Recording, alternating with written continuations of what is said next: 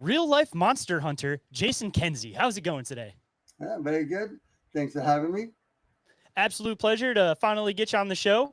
I tried contacting you a little bit ago, and I know how things tend to be with Facebook. You know, people get lost in messages and everything. But luckily, I had a good friend, John Reiners. He mentioned that I should try to hit you up again, and luckily I did. And now we're having this conversation. So, That's good. so Uh, I guess a good spot to start for anybody that may not be familiar with who you are and what you do exactly. Why don't you let them know a little bit about yourself and a little bit about what you do?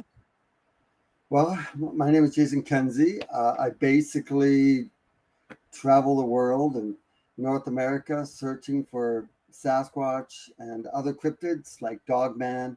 I just finished doing a documentary on Mothman. Uh, I there's two. I usually go and I put them into documentary style movies that I post.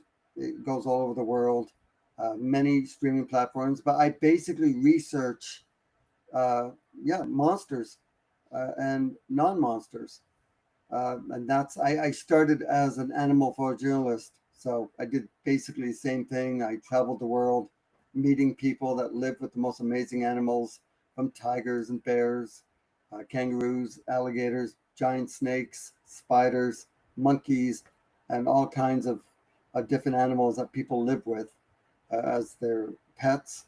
And yeah, then I jumped into Bigfoot. What exactly got you to start switching over to checking out Bigfoot and everything? Because I mean, of course, all that stuff's fascinating, but just take that next step into Bigfoot. I mean, are you looking for a new sense of adventure? Or? Well, the thing is, when COVID hit and the whole world shut down, I wasn't able to do my animal adventures because I made a web series called Jason Kenzie's Amazing Animal Adventures. And when the world shut down, I wasn't able to do my my videos. Basically, they were behind the scenes of my animal adventures. So I was driving myself nuts. So I'm like, I went over to my buddy Paul's place, and we're outside, and I'm pacing, and I'm basically venting to him. I'm like, what am I going to do? I mean, I can't do my animal adventures. I need something to focus on. Um, and my buddy Paul said, kind of as a joke, "Hey, what do you? What about Sasquatch? You should look into him. He might be an animal of some kind." And then we laughed at it. And then I took a step back and thought, actually, that's a good idea.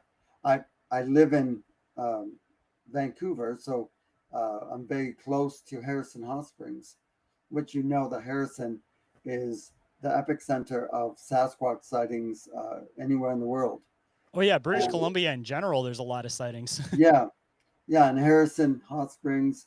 So I I knew a few people who had sightings of these Bigfoot creatures, so I went and interviewed them, and in turn, they introduced me to the First Nations people, which they pointed me into an area uh, up in eastern British Columbia, where they believe that these Bigfoot creatures live. So I ventured up there, and wow, the I went in as a skeptic, so I was a 20% believer when I first started, and I went deep into the wilderness, and I found uh, trees that were upside down.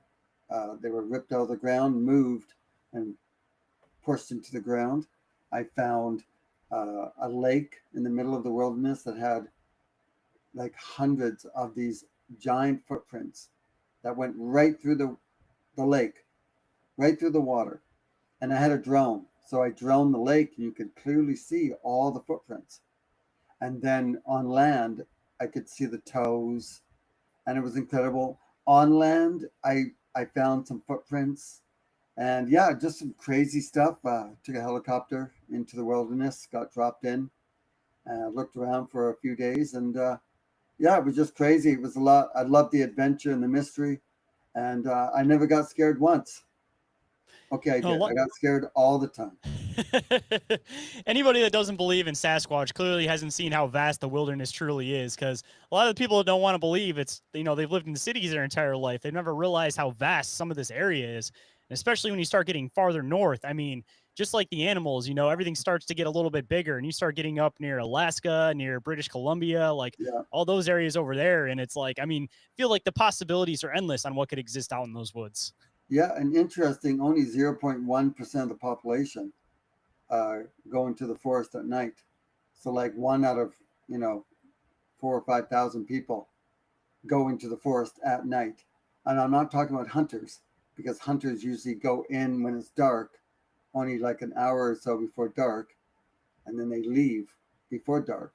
I'm not talking about campers, because campers usually drive to the area while it's daytime, set up the camp, and then they don't go anywhere else. They don't leave the camp. I'm talking about people that actually wander in the forest. It's very few. So, there's things out there that I've seen that would just blow your mind. Things that followed me in the forest. I could see the eye shine of creatures that would follow me. And me knowing animals, uh, deer don't usually follow you. Neither do bear or cougar. The human voice to a wild animal means danger. That's why they tell you to sing or uh, to make lots of noise when you're walking in bear country, because they'll run away. So, of course, I'm such a bad singer. I just have to sing, and all the animals run away, and humans. Might end up drawing in Sasquatch. They're curious what might be happening over around the corner. Something Yeah, animals getting smashed or something. yeah. They'll be like, "Oh, what is that? God, let's just kill it. Okay, let's just kill the damn thing. I can't stand that." So I guess I'm gonna have to ask right off the bat, of course, since you kind of started diving into Sasquatch from the animal perspective. What's kind of like your idea on Sasquatch? Are you more of like flesh and blood, or do you kind of get into some of these like weirder aspects of Sasquatch? So when I first started, I was strictly going in, uh, you know, thinking that they're some kind of an animal, and I do believe that they're flesh and blood. But I have had weird experiences where these creatures have come out from nowhere and then gone like that. Uh, I've seen the lights or the orbs. Usually, these creatures would come out after I would see a light. Um, I I can't say they go through portals, because I can't say they go through portals because I haven't seen um, a portal yet.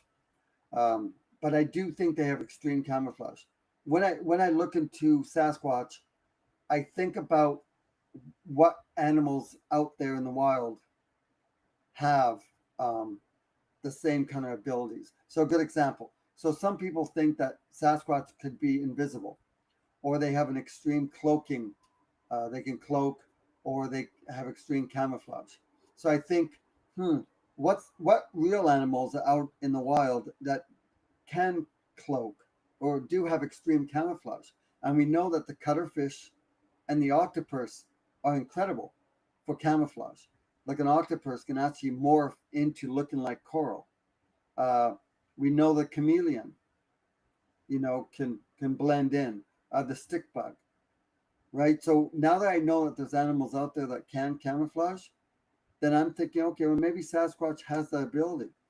So another one is infrasound. You know, I have been roared at and not just heard it, but felt it, where it kind of shook my eyes, where everything was blurry for half a second. And it just it screamed at me from probably about 100 feet away. Uh, and I do know that there are animals out there in the wild that do have infrasound, like the tiger, the elephant, the whale. Um, I think some birds have infrasound, because as well as I do, infrasound is something you can't hear, but you can feel. Say, I'm kind of in the same camp with a lot of this stuff that, I definitely get into the idea about Sasquatch being more, but I'm always one of those people that tries to connect stuff in with as much real world facts as I possibly can. And I definitely think that there are a lot of aspects of Sasquatch that might be one of those things that you only see in one specific spot in nature. But a lot of Yeah, this stuff with Sasquatch, I feel like it can be related to other things. Like you were kind of mentioning with the camouflage. I'm always pointing out that, a jaguar or any of these brightly colored animals, when you see them just standing stationary in the woods, you can walk right past them and not even see them. Yeah. So even with Sasquatch cloaking, I mean, of course, I'm sure that they might have an ability to somewhat kind of match around these colors of the different trees and everything around them. But the human eye mainly only catches things when it moves. So if these Yeah. things are a brownish color standing near a tree and they stay completely still, the human eye isn't going to catch them. I mean, I often wonder how often people might walk right past these things and not even realize it. I mean, Yeah. how many people can Exactly. walk past a jaguar and not realize it if they're sitting in the right spot? Yeah. Exactly. Right. You know, the interesting thing about the zebra, the zebra, um, the stripes, uh, they trick the predator. They don't know which end is the head because the stripes go in a pattern in a sense where they don't know which way is the head, and the zebra will run around in circles. Don't they do a thing too where when they're all together, they also just like can't tell exactly where the group is? So it's kind of almost like how fish school, or when they all Yeah, kind of group together, the predator just sees it as a bigger mass, and a lot of the time they'll kind of avoid it, thinking that it's something bigger. yeah, and they also get overwhelmed because they don't know which one to attack because there's so much of it, so it just overwhelms them, right? Because no animal wants to be injured in the forest, right? A lot of times predators will come at you from behind and get the neck. Very seldom will animal attack, like a predator will attack something dead on, right? Because just a little cut in the wild can be death to an animal. So they don't want to get injured either. Um, Kind of makes you wonder if when people have these experiences with Sasquatch, where you can tell there's clearly a bunch of them in front of you, it makes you wonder if it's not so much that they're again trying to like attack you or anything like that, but they're also just trying to make it so that they're scaring you away. They're trying to pretend like they're bigger, there's more of them, and they just want to get you away. So again, trying to look at some other things with other predators. I mean, you don't too often really hear about Sasquatch attacks. I mean, if you do, it's very far in between, and a lot of people chalk it up to this like rogue Sasquatch idea. But yeah, a lot of the time it's a matter of they're not trying to attack dead on. They kind of stay off in the distance, or they do that thing where they kind of sidestep you. And I yeah, think the half the intention is to try to just scare you out of the woods, but they're not really planning on ever having like a real face to face. But doing yeah, that strategic tactic where you kind of know something's there enough that it trips you up and makes you want to leave. yeah. It's true. It's true. I've been surrounded a few times. I was in Texas filming a Sasquatch documentary, and actually it's searching for Sasquatch 5, the Texas Screams. And we were like completely surrounded by these creatures howling and screaming and roaring at you. And I'm like filming the whole thing going, oh my God, oh my God. Like it went on for like an hour, just the howling and the screaming all around us. It literally got to the point where there was so much howling and screaming that this is exactly what happened. We're sitting around the fire, and I'm like, yeah, so Frank, get me a hot dog, and do you want? Oh, look, another howl. So anyway, I want ketchup and I want mustard, and that's kind of that's it went on for so long, and there was so many howls and screams that we got kind of numb to it.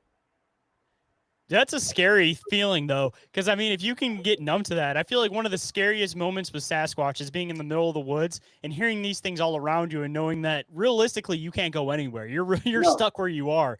But exactly. getting to the point where you get so normalized to it, you're just sitting there like, all right, just pass me Yeah, some more food. Like, that's exactly what was happening. It was like, oh, look, another howl. Oh, look, another roar. You know, it's just kind of. I mean, I imagine now that you just said it like that, I bet you these creatures were off to the side going, "What the hell's wrong with these naked people? Like, what the heck? We're not scaring them. What the heck? Hey, Frank, you give it a try." Like, you know, like I wonder if they were like frustrated because, but yeah, if anyone wants to see that adventure, you just find searching for Sasquatch 5, the Texas Screams, and you'll see all the craziness. I mean, we had one stand up in front of us. Like, of course, it was in they saw it in a flare, just as it stood up and walked off into the forest, and then we go running off uh, into the. I went running off into the forest to that area and found that there was all these tree structures right where it was. We thought it was a bunny actually at first because it was on the ground. You just see the little hot white spot. Then all of a sudden it stood up. It was crazy. Yeah. Was it doing that Sasquatch crawl by chance? I've had a few people that have kind of been diving into that. Of course, John Renner's our, mutual friend here.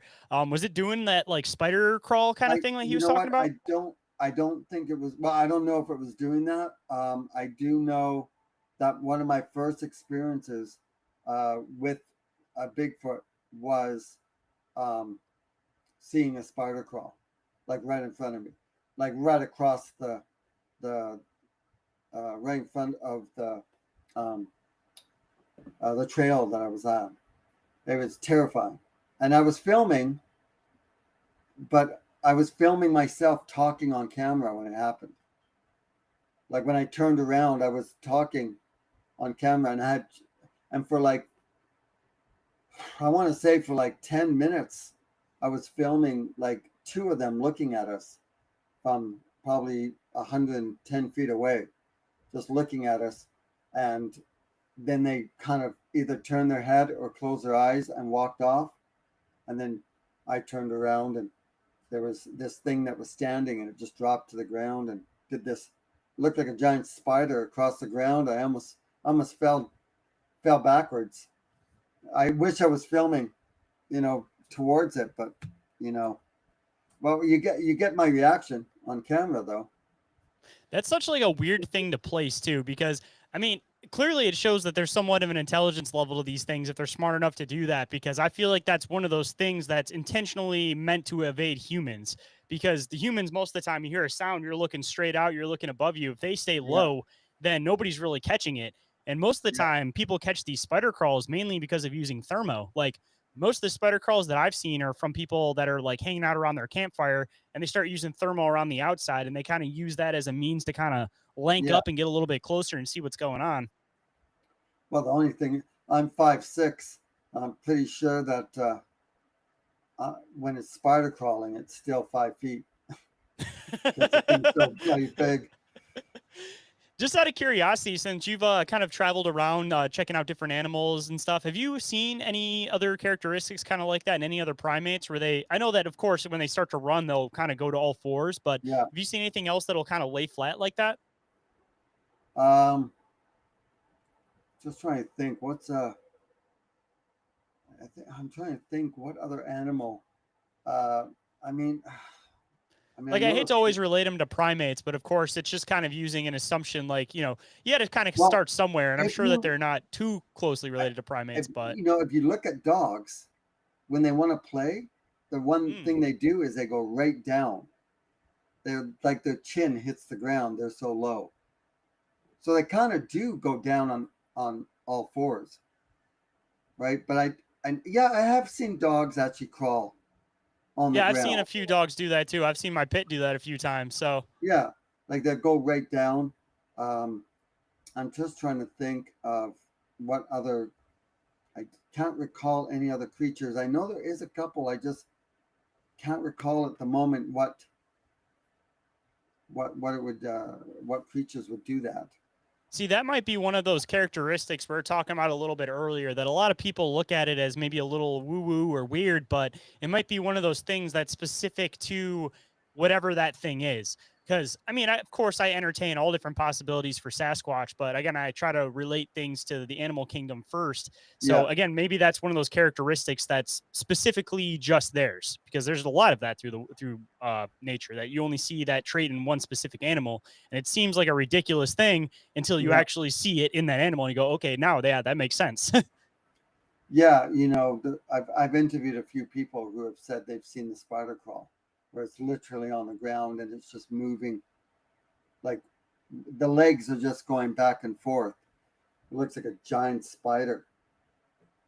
I mean, maybe that's something that they've kind of learned over the years to avoid, like I said, humans in general, especially because they know that humans most of the time carry guns with them and they're going to be shooting direct range. So I wonder Yeah, if they've kind of learned to do that mainly around humans because they know that it's harder for a human to fire into a weird yeah, spot on the ground than it would be to just fire directly in front of them. yeah. I guess next time you're in the forest, make sure you really check out that if it's really a log, that you're stepping over. It could Hey, be if a it's sitting leg, still enough, you never know. could be a leg. You step on it, you hear, ooh, Then you get thrown into a tree. yeah. Then you get thrown into a real tree. And also too, because I know a lot of people like to talk about it with Sasquatch, and again, coming from somebody that's done a lot of research into animals in general, some of these areas that you're in, just to kind of bring some more validity to the listeners out there that may not be super into it.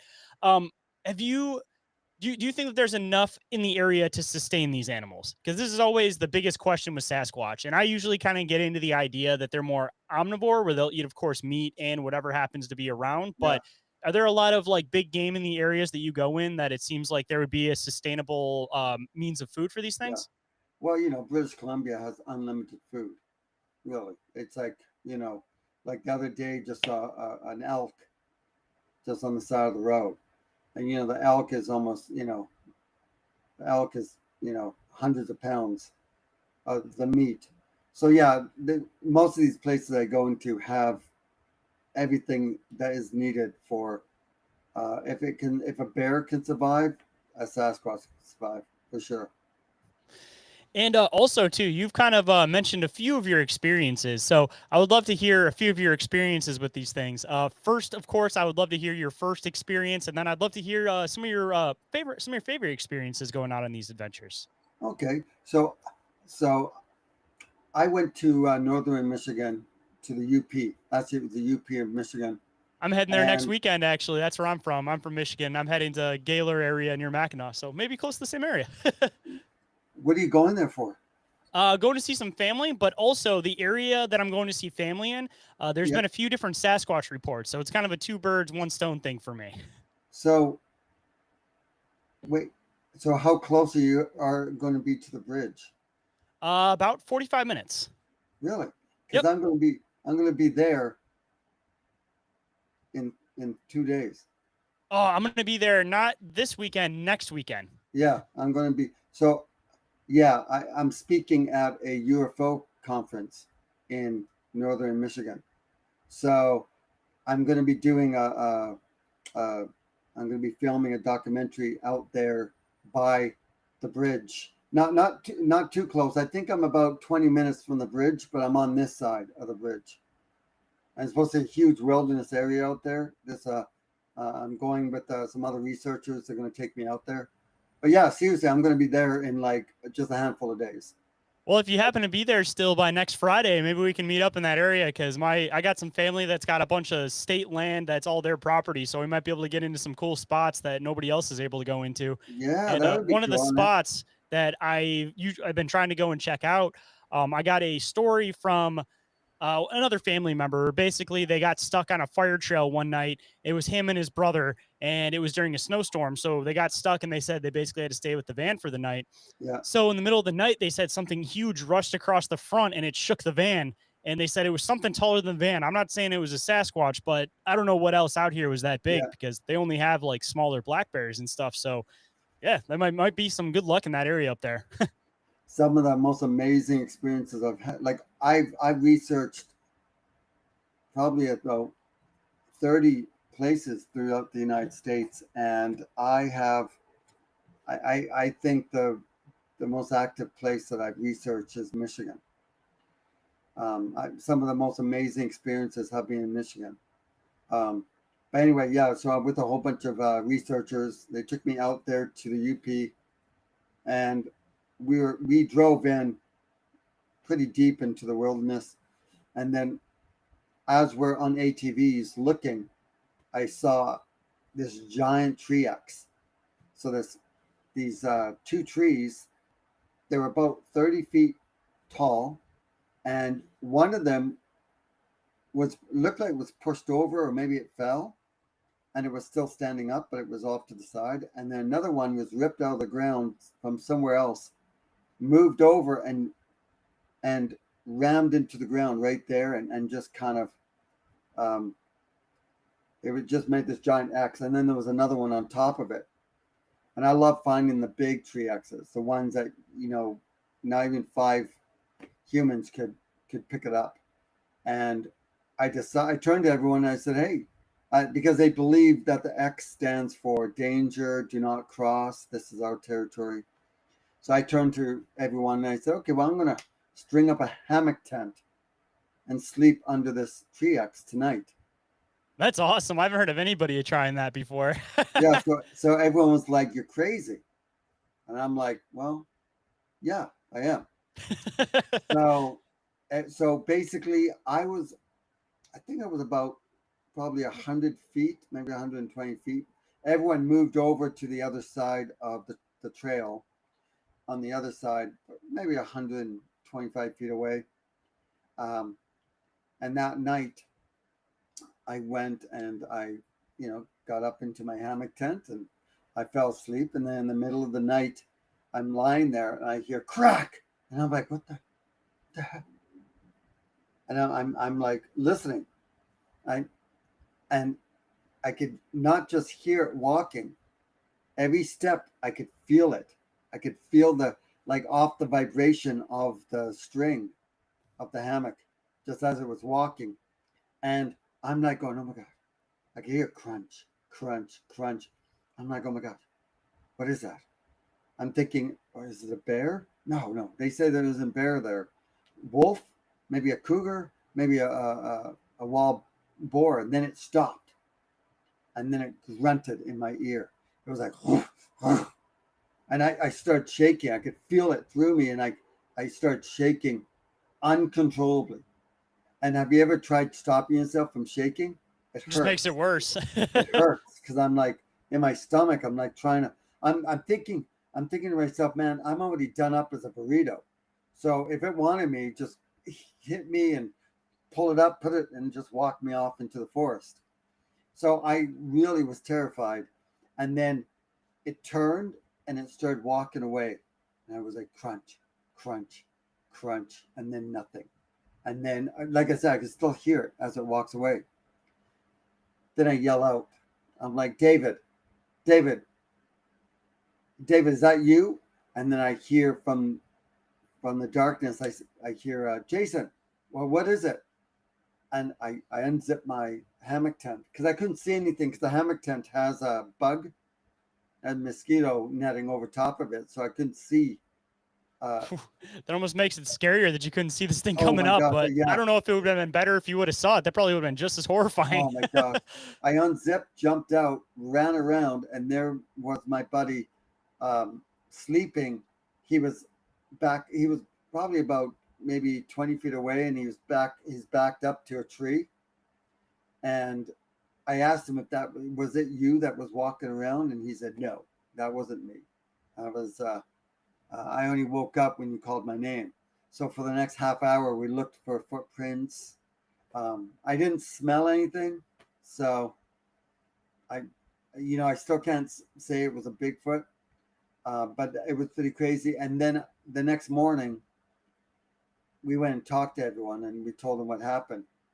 And then that evening, one of the guys from the group went there by himself just to retrieve. I don't know what it was, like a recorder or something, and he got grunted back. He came running back and he's like, oh my gosh, I just got grunted at. So I was like glad that someone else experienced it because I felt like everyone's like, oh, Jason's new. He's just saying this just to, get cred. And I was like, that's just how I felt. I'm not saying they were doing that, but when someone came and said, oh my gosh, I just got grunted at, I was like, wow, that was pretty crazy. See, I feel like these things, they almost kind of have like a military tactic to the way they do things. Like, it doesn't seem like they're ever just going to attack dead on. They're never going to do things directly. They kind of do these things where it seems like they almost try to make it so that you're going to slip up, or they try to just make you uncomfortable so that you leave. Like, Yeah. I ended up having this one experience with Sasquatch over near Benton Harbor, so other side of Michigan, but southern Michigan. And we ended up going and crossing past this creek at like 3 o'clock in the morning. And it was in the middle of just an area where where wasn't anybody. It wasn't a campground, nothing like that. So there wasn't anything there when we first checked through the creek. So we ended up going for a hike, came back, and when we ended up coming back, my footprint at the creek had another giant footprint that was barefoot across it. Oh And yeah. it almost kind of seemed like it was intentional. Like it's like, all right, we're around you, try to find us, or we're around you and you didn't see us. So maybe you should just go back to your campsite. Like it almost kind of seems like again, there's like a military tactic sometimes the way Yeah. these things work. Well, I was out in Oregon uh, not too long ago, and I was researching out in there, and some of the other researchers got roared at, bluff charged, and when we went into this area, we walked in from the vehicle, and when we came back, there was a little X right on the path, right next to the vehicle, which wasn't there when we left. It was just placed there. It was Almost like, like they were telling you like we're yeah, here, but they didn't yeah, want to be direct with you. yeah, they were like basically saying, "Hey, we're here." See, I don't know how So to take that as like a, get out of the area, or maybe you're kind of looking in the right spot, because sometimes it seems like these things kind of gauge the person. And I know that you said it, you went and started talking to some First Nation people about it, and they kind of talk about them more as like a lost tribe. They don't talk about them as like creatures or anything like yeah, that. It almost seems like yeah, something you could make a connection with. And like my grandma was 100% Cherokee, so I kind of heard some of these stories from like the Cherokee perspective, and she always kind of told me this story about, we used to trade back and forth and do everything back and forth. And then yeah, once the white settlers started coming, they basically said, you guys can either continue on with us or you guys continue trading with them. And if you continue trading with them, then you're kind of done with us. And that's supposedly where like the Cherokee communication kind of stopped with these things, was they started, of course, trading with the settlers and everybody coming over. So I don't know if it's any different farther north. I'm assuming that it probably is a little bit different, but there's always this exchange of them being more of like a tribe than an animal, though. yeah. Well, like, do you live in Michigan Yeah, yourself? I'm near the Detroit area, unfortunately. I wish I was farther north. Oh, yeah. Some of the really cool experiences I've had was Ann Harbor. Where do you know where that's at in the state, roughly? Ann Arbor. Oh, Ann Arbor. Oh, Yeah, that's like mid-state. Yeah, there's a yeah. handful of So Sasquatch sightings around that area. I kind of keep yeah. somewhat of So an eye on that area. if you go a little bit further past Ann Arbor, there's farmland, but there's also that giant forest right there, that huge national forest. Manistee. In Manistee, yeah. Yep. No, is it Manistee? So I know Manistee is the one that takes up like the whole other side of the state for the most part, and that's where a lot of the Dogman stuff is.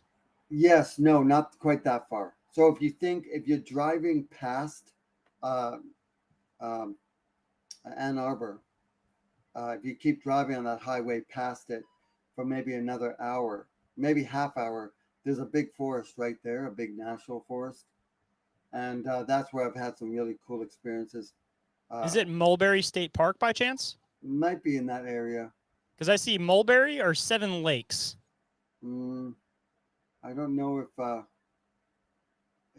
I can't remember exactly the exact location, but I do know that it was farm land that backed into the forest, and we went back there, and yeah, we there were things running off into the forest, and usually when we're running through the forest, uh, we're usually trying to avoid the branches, not these things. They were going right through the branches, just breaking them as they were running, and they were like 7 feet 6 feet tall, like meaning the branches that were snapped off. Like as it's running, it's just running straight through like a bulldozer. And I remember chasing one through the forest, and it outpaced me within seconds. Like whatever it was, I could see where the trees were still moving as it was running through, and I could hear the cracks as it was running. Uh, and all I'm thinking, man, if this is a guy in a suit, how the hell is he running through the forest without a flashlight? Right? I had a flashlight and I was having problems, and I'm pretty agile. But at one point, we turned off all our flashlights, and this is after half an hour of seeing eyes shine and things looking at us, and and then I said turn off all the lights, and then my ADHD got the better of me, and I had to, I said, okay, I'm just going to wander over here by myself, look around, and I came around some bushes, and there was something that was standing there in front of me about 15 feet, 20 feet away. And it was probably about 7 feet tall, and it just dropped to the ground. And I was filming, and then it went behind the bushes, and it just looked. It was doing this behind the bushes, and I had my video camera going, and I filmed the whole thing. And you see the eye shine, you see it behind the bushes looking at me. But man, it was terrifying because all I was thinking is if it's a young one, the adults are going to walk up behind me and just hit me on the top of the head. That's what I'm thinking in my head. So I'm like shaking as I'm trying to hold my camera. See, I'm kind of curious if the older ones would tend to attack, because I almost kind of wonder if they kind of have the idea that they know that if they do anything harsh like that, they're probably going to draw more people to the area. Like, I'm curious if like an adult's in that situation with a lot of other animals, bears, prime perfect example. If you're anywhere near their babies, like they're going to come in and you're not going to end up making it out of that experience. But it seems like with a lot of the Sasquatch stuff, people get a lot of, it seems like juveniles, like messing with them, like making the car door sounds, doing weird stuff from the distance. And then That's they'll what I hear think. like an older one make like a louder noise, and then the other ones will kind of rustle off. Like it Yeah, almost kind of seems like there's a little bit of a different dynamic with these things with their youth. And I think their last intention, hopefully, is to actually hurt somebody. Because I know a lot of people are scared to go out there with their kids or go squatching or anything, but I guess it's kind of a depends on your opinion. I mean, if yeah, you're farther north, you're in like Alaska, for example, there's a lot more aggression with these things. But it seems like when you're in the continental United States, lower United States, a lot of the time they're more curious than anything, and it seems like they don't want to have that face to face. yeah. I think that the ones that do come around you, like at night, when you're in your tent, or I really believe that they're younger Sasquatches, like teenagers. Because I remember when we were teenagers, we used to, jump out a window and climb down like down the vines, and go Creepy for a house, you walk. creep as close as you can to check it out. You try to get into the front yard and peek in the window of the creepy old house. Well, I used to walk around town, and my parents used to say, don't leave your house, don't leave the room, go to sleep. And then when everyone's sleeping, I would sneak out. So I feel like maybe it's the teenagers that are coming around and doing and doing these, throwing the sticks and making the howls. Um, I also think maybe it's an older one that got kicked out of the clan, because lions do that, right? Lions will kick out, you know, some of the older ones, you know, out of their clan. So out of their pride. So maybe Bigfoot does it too. Maybe if they become threatened over another male, once they get to a certain age, or maybe the older one just gets kicked out, and that's the one that's looking in the window. You know. Those are almost like the scarier ones at that point, because a lot of people talk about the rogue Sasquatch being like the young one that gets kicked out and he has to kind of go find his own area and his own clan. But the older ones that get kicked out that have nothing to lose at that point, that's almost just as scary as the rogue. And I mean, that would completely make sense with the peeking in the windows, because it seems like the rogue younger Sasquatch is trying to find a new property. Like Yeah. they're probably not going to be creeping in on properties, but the older ones that are maybe lost and kind of looking for something else to Yeah. do or be around, that would completely make sense. And a lot of the time these window experiences, they kind of relate them to being these older looking faces. Yeah. Yeah. Exactly. It's interesting. Um, I mean, I haven't. I did research. There was a lady that had one peek in a window, and we went there, and you could see clearly that something pressed its face up against the window. You know. Now, was it a Bigfoot? I don't know. I mean, she is 7 feet off the ground, like the window was 7 feet. Um, but also there was grizzlies in those forests too, and grizzlies, they can be curious too. But I don't know. But you know, I did just find a nest, like a giant nest that was 7 feet in diameter. Was it one of the like the grass hut looking Yeah, nests that you see in the middle of a meadow where it's kind of dug out a little bit so they can kind of it stay there during the day? it literally looked like a bird nest, a giant bird nest. Like if I took you there, you would think it was a robin's nest, like a giant one, 6.5 to 7 feet in diameter, and it was all made of sticks that were woven in. I was with the lovely she squatchers. They were with me uh, when we came across it. Um, I was also with Chad Datema and David Dominique and Sherry Garcia. Uh, yeah, it was incredible, absolutely incredible. I took lots of pictures. I filmed the whole thing. It's when a nest is something that you only hear in the wind, right? It's almost you don't know what to believe. At least I didn't. Like there's only been a handful of people who have found nests, and you always wonder, well, maybe they built it. Well, I could tell you what we found uh, when I looked closely at it, and I tried to pull uh, I went to pull a because it was all woven, and as I was trying to pull out a stick, it took off the bark a little bit, and that's a key word. Took off the bark, meaning there was still bark in there, and it was so tightly woven that something would have had to pry it open and then push it in without taking the bark off. So that was really fascinating to see. Just out of curiosity, because I got a few other theories I want to throw at this one. What state was this in, if you don't mind me asking? It was in Michigan. It Oh, was in so northern Michigan. So this works perfect for what I was going to say then. It seems like a lot of the time when I talk to people with Sasquatch that live in these more mountainous states or ones that have a lot more hills, they talk about how these things stay up in spots where it's almost like they have a vantage point, where they'll have like these scouts that kind of sit around the outside, and there'll be like an inclined spot where, assumably, that's where the tribe or the nest is up on top of there, and then they can kind of get a vantage point and see out from everything. And if they see somebody, they take off down the other side of the hill. But when Well, you're in a place like Michigan where stuff's a lot flatter, I'm assuming you probably found this in the middle of like a meadow or something. So probably a no, totally different setup where which they're is trying to get a good which is vantage point from the ground, right? which is quite interesting what you just said, because as we're maybe about 40 feet away from finding it, something, I want to say, yelled at us, and we stopped. We're like, what the hell? And then we saw some eye shine. Then we walked 40 feet, and we found the nest.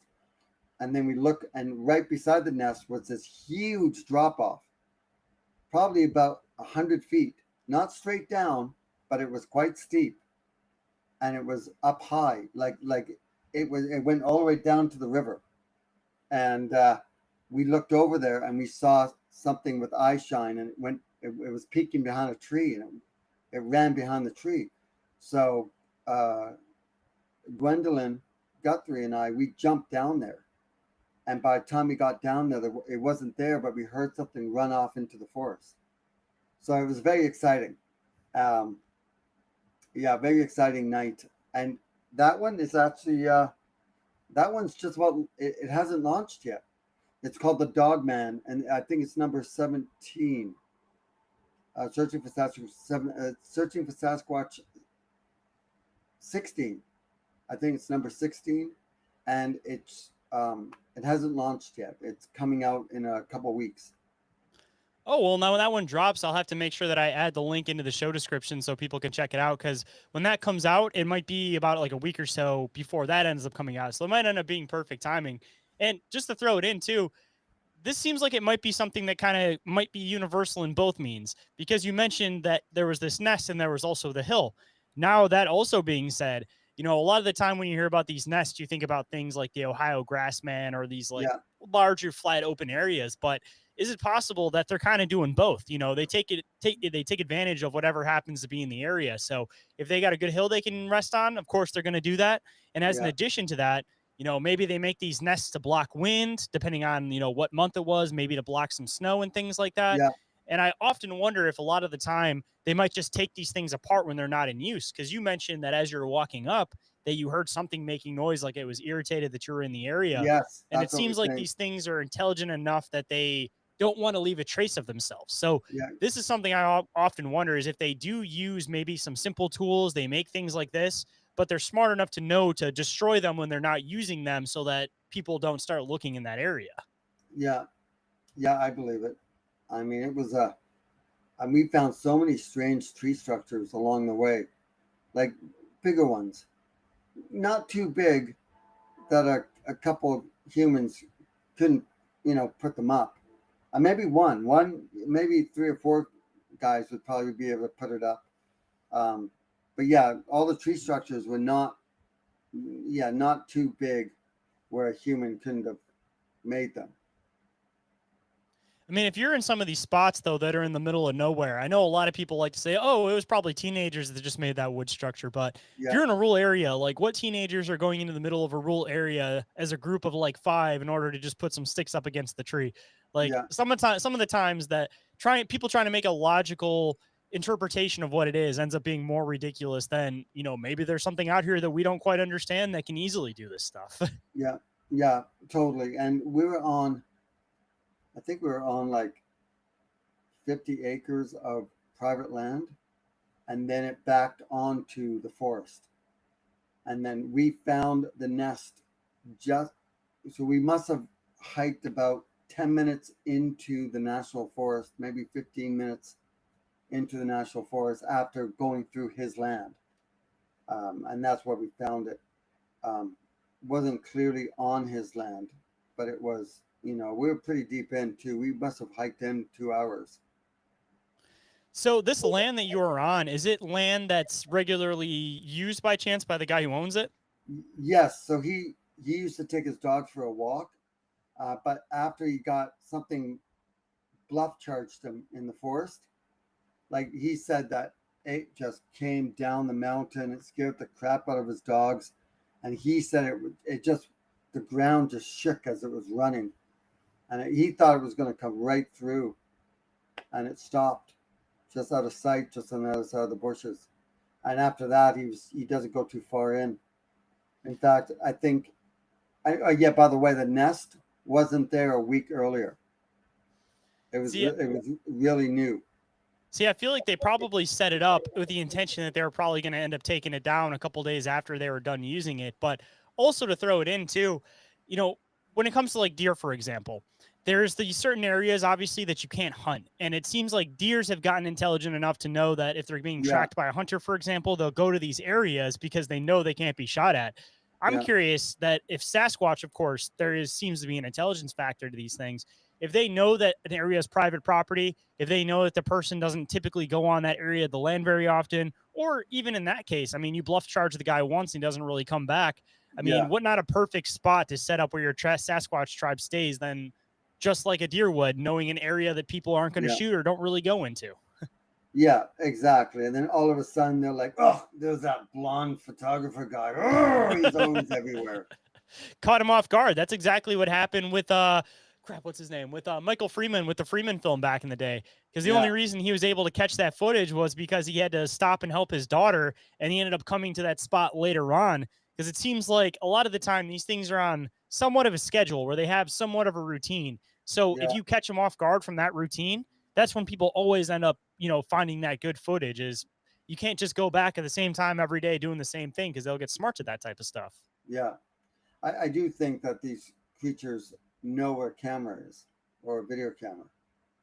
I mean, think about it. If they're, hundreds of years old, I mean, you know, humans have been in the forest. I mean, they can't be that stupid. They must know the difference between a gun and a camera. I mean, even possibly considering that there's something that hasn't lost some of their natural senses because they're not living in a city. I mean, these things could potentially smell the plastic. They could possibly even hear the noises and things that the cameras Yeah, are making, or who even knows how what their vision might possibly be like. I mean, there's a lot of different animals that can see in ultraviolet.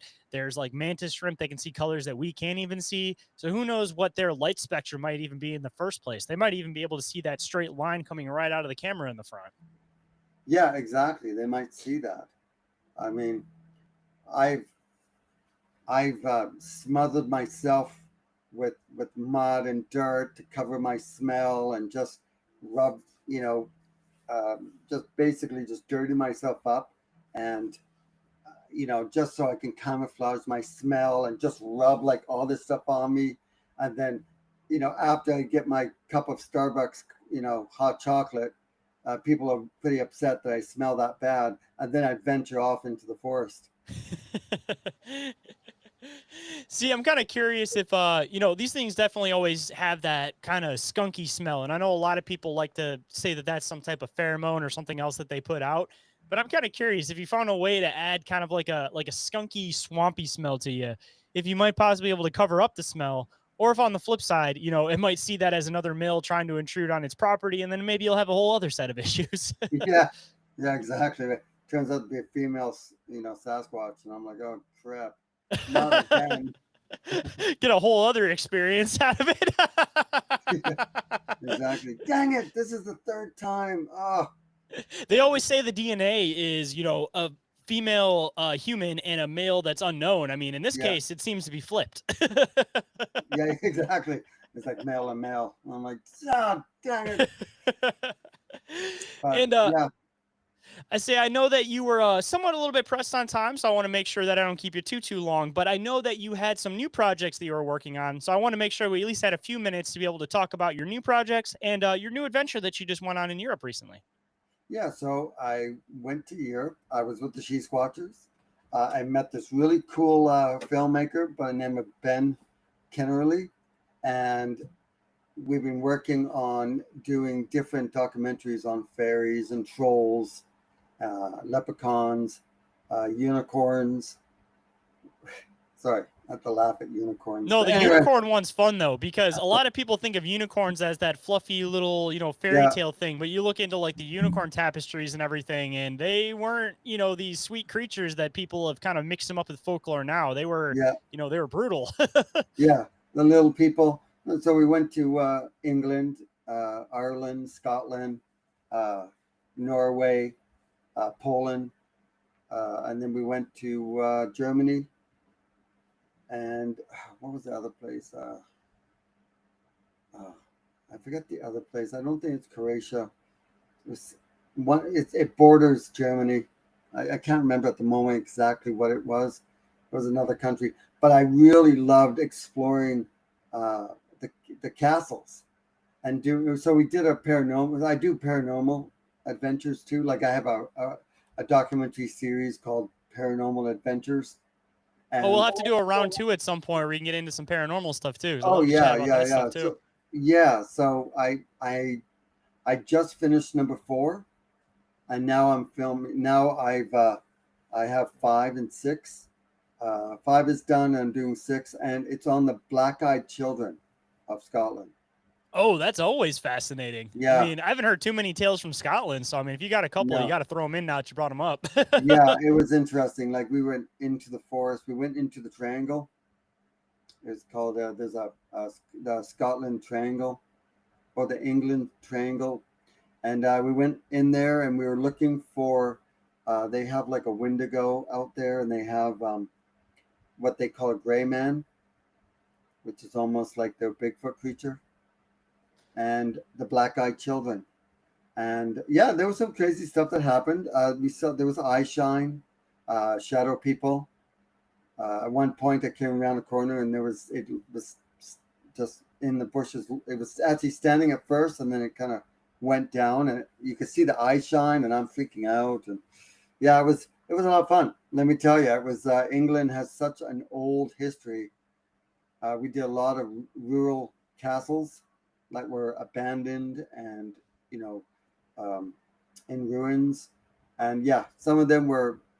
There was one that we did that was probably half intact. It was still a ruin, but it was pretty amazing. And we went at the best time of year too because there was nobody there. Like imagine going to all these places and no one's around. So you get to Especially if you're walk taking around. doing documentaries too. Oh What not a yeah, perfect opportunity for a shot. yeah, it was amazing. Yeah, it was amazing. We did some droning, and we did. Yeah, it was so much fun. I mean, Poland was fun. We went to a few castles in Germany, so that was a blast. Um, just just out of curiosity too, since you brought up the black-eyed kids too. Obviously, a lot of the stories in the United States are kind of this motif about the black-eyed kids knocking on doors, knocking on car yeah, windows, asking to get let in. Does the folklore kind of play the same over there? Because I Yeah, know a lot of people attach it to some of the vampire stuff. So whatever vampires may be, because I think that idea is kind of mixed up a little bit between a bunch of folklore, it might kind yeah, of lay into that idea that maybe these are something that kind of has to do with that same phenomenon. yeah. Well, we actually heard kids in the forest. Like we heard what sounded like children talking in the middle of the forest, which was interesting. We saw lights like orbs in the forest. Uh, we were using a speaker, like we were using uh, something that would bring voices out from the dead, and it would answer what we're saying. And Oh, like an sometimes it was, EVP or like a spirit box? yeah, it was like a spirit box. And yeah, I've never had so many spirits tell me to fuck off. Like, you know, yeah, go yourself. That's what they would say, right? Yeah, it was That's always hilarious. that almost makes it a little bit funnier in the context of a lot of people don't take into consideration that ghosts in the area are going to be reminiscent of that area. And Yeah, I've heard some of exactly. these stories of people trying to do some like paranormal investigating in areas where, everybody spoke French or everybody spoke German, and they try to do EVPs and talk and they don't get a response. And then they start Yeah, talking in the other language, and then these things start responding back. So that's like a perfect example of fitting in with the culture. Like if you're in Europe yeah. or you're in where we were for this exact one? So Scotland. Scotland. So that would fit perfectly that's how those people talk? Yeah, exactly. Um, I did Paranormal Adventures 4. Was a haunted house in Kentucky. It was called the Chestnut House, and yeah, I caught on camera a door opening on command, not just once, but 3 times on command.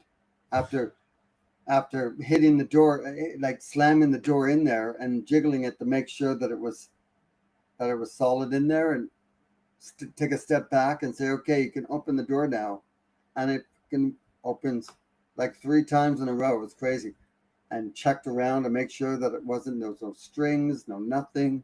Yeah, it was pretty crazy, and I had the cameras rolling on that, so that was exciting. So we'll definitely have to come back for another round of doing all the paranormal stuff, of course, because first time you got to dive into Sasquatch with you, but round two we definitely got to dive into some of this weird paranormal stuff and some Oh of your yeah, European stuff. Because you also mentioned that you'd gone looking for Dogman a few times too, so we'll definitely have yeah, to come back around for that too. yeah. That's Dogman is number 17, which is going to launch too in a couple weeks. Like I had 2 of them coming out. I have 21. I had 22 searching for Sasquatch documentaries, and I right now have 4 paranormal adventure documentaries, and you can find them on like 12 different streaming platforms, from Tubi. You can find it on Amazon Prime Video. You can find it on Plex. You can find them all on Fossum. Do you know Fossum? Yeah, yeah. Yeah, so Fossum is like awesome, but it has an F in front of it. I'm pretty sure the F stands for fucking awesome, but I think. But Hopefully, I mean, yeah, if it people makes it go a to cooler name. Fossum, yeah, it's all free. Yeah, it doesn't cost you anything to watch my documentaries, and they're fun for the whole family. And you can find my website too. I have a website called searchingforsasquatch.ca. You can find me online too. You can find me on Facebook under Searching for Sasquatch, TikTok under Jason Kenzie. Yeah, you just Google my name, Jason Kenzie, Bigfoot or Sasquatch, and you'll find like lots of. And if you punch in Jason Kenzie's Animal Adventures, you'll find 400 behind the scenes videos of my animal adventures. So I'll have to make sure I include all the links to all that stuff down in the show description so everybody can find it quick and easy. Oh And yeah, that would be before we great. get to the words of wisdom, I got to ask, of course, since you're doing some of the Dogman stuff and you come around the Michigan area, do you have any intentions on trying to do a Dogman documentary in the Manistee by chance? Wait, I was just I was just there in the Manistee, and like doing the Dogman documentary there. Did you end up having any weird experiences there with that? Because I've had a few people that have come on the show that have said when they've tried to go looking for Dogman in the Manistee, they've had some weird human interaction, like unmarked vehicles and things telling people to leave the area. So I'm always fascinated Oh with people that no. investigate that area. Usually, we get off the trail if we hear motorized vehicles coming or anything. We found lots of weird tree structures. We did hear howls that weren't coyotes. Eye shine. I can't honestly say that they were a dog man. But I can't say it was Bigfoot either because I didn't see. Um, I at one point, Gwendolyn Guthrie and I, we were in the forest and we were walking.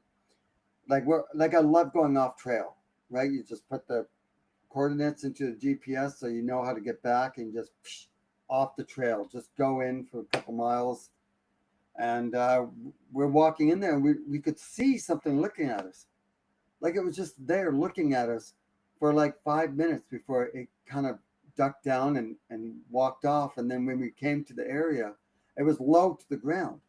But when we came to the area, we looked behind it, there was a hill that was like 6 feet behind it. And it was at least 2 feet above the ground when we were looking at it. Um, but yeah, at one point, it felt like something had said to me, leave. Like it just came over me, leave. And I turned to Gwen and said, okay, well, you know what? We should leave. The Manistee is one of those areas that almost everybody that goes there, whether it's Dogman or something, like there's something weird going on over there. And there Yeah, seems to be this this big cover up, for lack of better terms. Not like I'm saying some grand government conspiracy, but yeah, it seems to be that whoever's operating that forest, they're in on the fact that they know weird things happen, and they yeah. tend to try to do their best to cover it up. Because there's a lot of the things where like people go missing and they're kind of like, oh, random animal attack. But that seems like a lot of the typical motif when it comes to a lot of these more aggressive dogman encounters. Oh, yeah. Well, yeah, it's interesting what's out there. You know, I mean, who knows? You know, I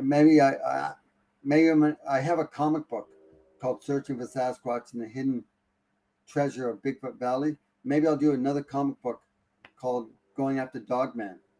That would be interesting. Going after Dogman and the Manistee. If you make that, let me know. I'd love to buy a copy of it. Yeah, yeah, yeah. I have this comic book that I made. It was a graphic novel actually, and yeah, it's really well done. You know, people can find that on Amazon. I have 4 children's books too, called Adventures of Little JJ, and 2 of them has to do with Bigfoot and a ghost and Loch Ness monster and Dog Man. Well, actually, Dog Boy, but it's about a 6-year-old child that uses his imagination to travel around the world, meeting new animal friends. Well, that's awesome. I always love it when people take the opportunity to read some of these kids' books that get people into some of these topics because, I mean, you don't really see too many kids' books about Sasquatch or things that kind of lead them into Sasquatch. So it's Yeah, always a really cool thing when people take the opportunity to do that. well, that's the thing. And I was a big comic book guy back when I was a teenager. So when I wrote it, I was thinking not just children, but I was thinking of us, uh, adult children. You know. Oh, yeah. I'll still read comic books to this day. No problem. Yeah, Hands down. yeah, exactly. And so when I was writing it, I was thinking of older people too. So it's fun. It isn't just for children, but I made it so nobody dies in it, and they just find treasure. This group of Bigfoot researchers find treasure. They walk through a portal. They go into this new realm, and they find all this treasure. And the Bigfoots are trying to stop them from stealing the treasure. And there's a big twist at the end, and they're having trouble. The researchers are fighting the Sasquatches, and there's a reason why they're able to fight the Sasquatches and not get killed. And yeah, they have to escape with the treasure without being killed. So I'll Yeah, definitely have to make sure I include the link to that one too down in the show description so everybody can find it. And yeah, before we get to the words of wisdom, of course, I know that you have obviously a lot of different work, documentaries and stuff you do. Do you have anything else that you'd like to shout out before we start wrapping up? Upcoming events, upcoming projects, anything else like that? let's see. My I'm about to go to Texas. Uh, while we're while the she squatches and we were all traveling around Europe, we jumped on a train, and as we're driving 6 hours on the train, or 6 or 8 hours on a train, we decided to write a song called "Stinky Feet." Right, and yeah, so I'm flying to Texas at the end of October to do a documentary on Bigfoot in Sam Houston National Park, and we're going to film the music video and record the full song of Stinky Feet. Hopefully you got a Sasquatch dance in the background for that one. Yeah, wouldn't that be good, eh? Hey, sir, can I borrow your foot for a second? Just dirty Sasquatch feet. Just dirty Sasquatch feet. Yeah, but yeah, that's the thing. We had smelly feet, so it was, and at one point the conductor came on to collect the ticket, and he just opened the door. You just saw the look on his face when he opened the door. I swear, like the fume just hit him. And yeah, we all took our shoes off, right? And oh my God, the guy was like, "Okay, tickets. Okay, I'm gonna get out of here." It was funny. It was funny. So yeah. So And I guess kind of leaving the listeners with some words of wisdom. If there's any words of wisdom you might want to bestow on the listeners today, what might it be? you know what? Do not wait for the universe to bring you something that you really want to do with your life. Do it yourself. Get up, get out the door, go and do it. Don't wait for anyone to do it for you. Do it yourself, because nobody is going to come along and help you only when they see you working hard at your passion and your dream. Ain't that the truth? Those are some good words of wisdom. And I don't think I've had anybody say anything even close to that line. So I'm surprised nobody's hit that one yet. But yes, definitely some good words of wisdom. The only person that's ever going to go out there and do any of the projects you want to do is you yourself. And if you keep putting it on till tomorrow, then it's just going to be another day that you put it off and you're never going to get around to it. So put Exactly. your dreams into actions and do the things that you want to do. Yeah, a dream is only a dream until you make it a reality. And if you don't make it a reality, then you become part of somebody else's dream. And do not eat yellow snow. Yeah, that too.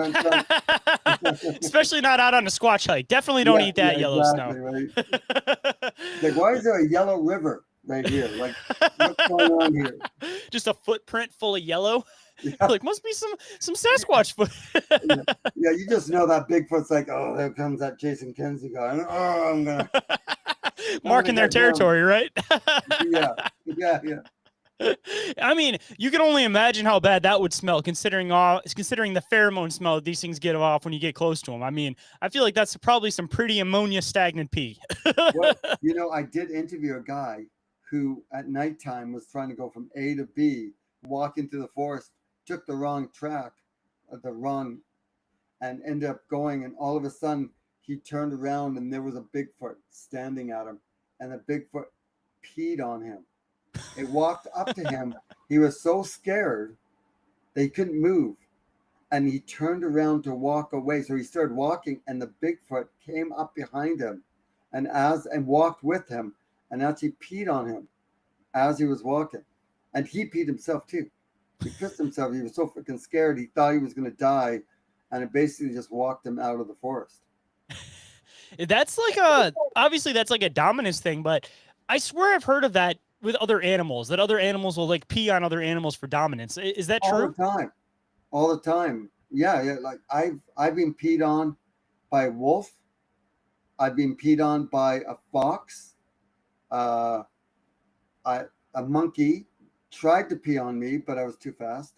But yeah, and don't even get me started how many times a dog has peed on me. Like, it's almost like I still smell it.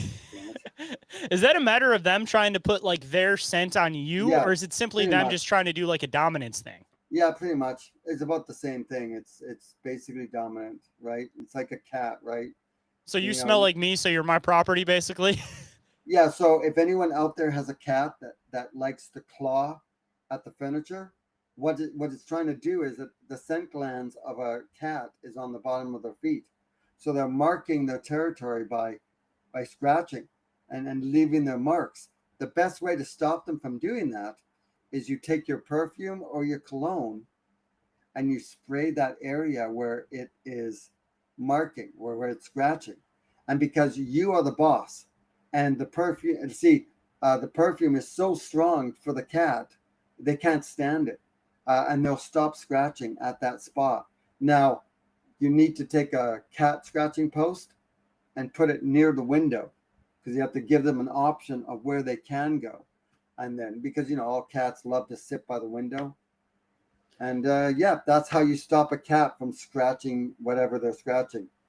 Weird side question. Does that also work for a cat that likes to territorial pee? Because totally unrelated to the show itself, but I have one cat that always likes to pee in this one corner, even though she's got a nice litter box and stuff. Would that trick also work for that? Oh, good question. But why don't you put the box of sand right next to where it's peeing, or right in that spot? It's in the middle of the hallway. That's the unfortunate part. Well, then tell everyone, watch where they step. That's what I usually do. I ended up buying a carpet cleaner, and unfortunately, I got to run that thing every single day. It's just my one female cat. She likes to go at the end of the hallway, and I've been trying forever to get her to stop. But yeah, maybe I should try that. Maybe I'll try the cologne, and I'll get back to you and see if that happens to work. Yeah, it might actually. I mean, what you can do is you do the carpet cleaner, and then then just spray the area with your cologne. And then, but then you have to put the box where he pees, like the box of sand or the kitty litter, like off to the side, near where that spot is, because you need to give it a spot for it to go. Because if it isn't going to go there, it needs, push it somewhere else. Push it somewhere else. And it's a shame that's in the middle of the floor. Right? Because I'll be coming down the hallway in the morning and it's like, oh, there's the wet spot. Awesome. Yeah. Well, man, I appreciate you making the time to come on today. We'll definitely have to do a round 2 because we definitely got to get into the paranormal stuff. And I know you got a lot more new projects coming up. So this was definitely a fun first introductory episode, and I'm looking forward to next time. Thank you so much for having me. Thank you so much.